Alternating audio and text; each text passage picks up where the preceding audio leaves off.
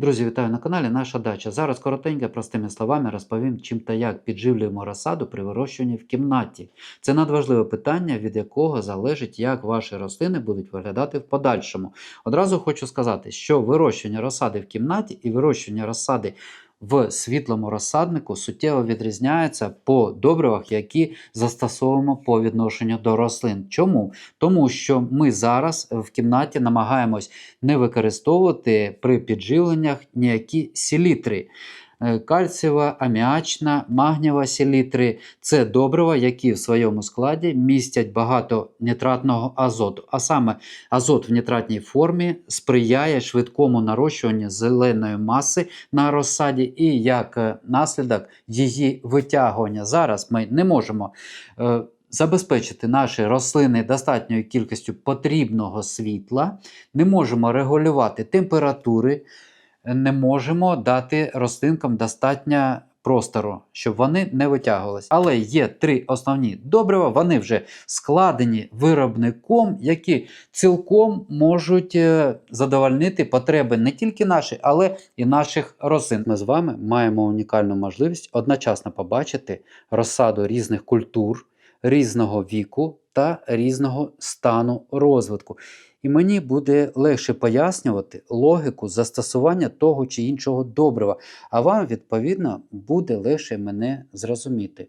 Розглядати пропоную на найстарішій розсаді. Ось розсада на цьому стелажі вирощується вже 2 місяці. Ми її сіяли 9 лютого, сьогодні 9 квітня.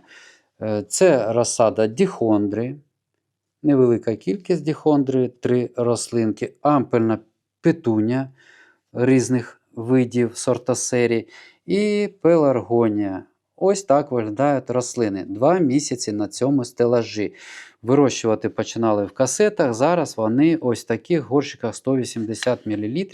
І по розсаді ми бачимо, що в принципі вона добре розвивається, зважаючи на те, скільки днів ми її вирощуємо в таких несприятливих для неї умови. Зелений колір, розвиток йде, прищіпування проводили. Прищіпуємо квіточки, які розсада, квіти намагаються вже випускати. Проводимо поливи. Але останні 2-3 тижні ми проводимо постійно поливи з добривами. Давайте подивимось на кореневу систему будь-якої рослини. Наприклад, ось цієї. Дивіться, коренева система повністю заповнила ось цей невеличкий об'єм розсадного горщику. Корінці дотягнулися вже до будь-якого поживного елементу, який знаходився в ґрунті. Вони взяли з ґрунту вже давно все. І якщо б не наші додаткові підживлення, рослини відчували б зараз брак життєво необхідних елементів. Ми підживлюємо їх з кожним поливом, ось саме ці рослини на цьому стелажі, з використанням добрива 20-20-20, в складі якого є 20 азоту, 20 фосфору, 20 калію. І саме завдяки такому підживленню ми маємо можливість забезпечити рослини повністю всіма необхідними макроелементами азот, фосфор, калій, а також мікроелементами, які є в складі цього добрива. 0,5-1 грам на 1 літр води. Ось в таких кількостях ми зараз застосовуємо по відношенню до цих рослин добрива 20-20-20. Але якщо рослини виглядають по-іншому, давайте уявимо, що розсада потягнулася. Тоді добрива 20-20-20 вже для підживлень не підійде. Для того, щоб зупинити витягування розсади, можливе, ми б застосовували монофосфат калію. Це безазотне добриво, в складі якого тільки фосфор 52% і калій 34%. Завдяки підживленням монофосфату калію у кількості 0,5-1 грам на 1 літр води ми б і зупиняли витягування. Якщо, ось давайте третя ситуація, наче непогано виглядають рослини, не тягнуться, але ми подивилися і коренева система на рослинці нам здалася слабко розвинутою. Тоді б ми використовували третє добриво, за яке я хотів розповісти. Ось таке: 13 азоту, 40 фосфору, 13 калію, 0,5-1 грам добрива на 1 літр води.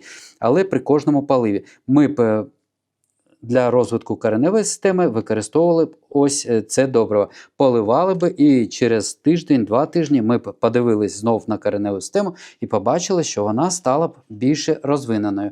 В добриві 13-40-13 є і азот, і калій, і в великих кількостях фосфор. Друзі, ось що хотів розповісти за логіку проведення підживлень при вирощуванні розсади в кімнатних умовах. До речі, якщо є потреба в якісних добривах, за які я розповідав в цьому відео, посилання залишу в описі під цим відео, можете перейти, обрати потрібні і замовити. А Тетяна Вікторівна швиденько вам їх надішле.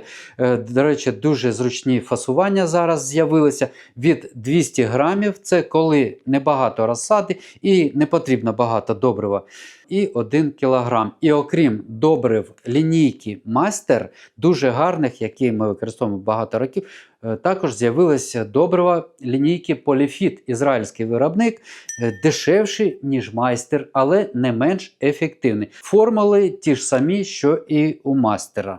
На цьому відео завершую. Дякую за увагу. Бажаю вам гарних рослин, міцного здоров'я та мирного неба над головою. До побачення.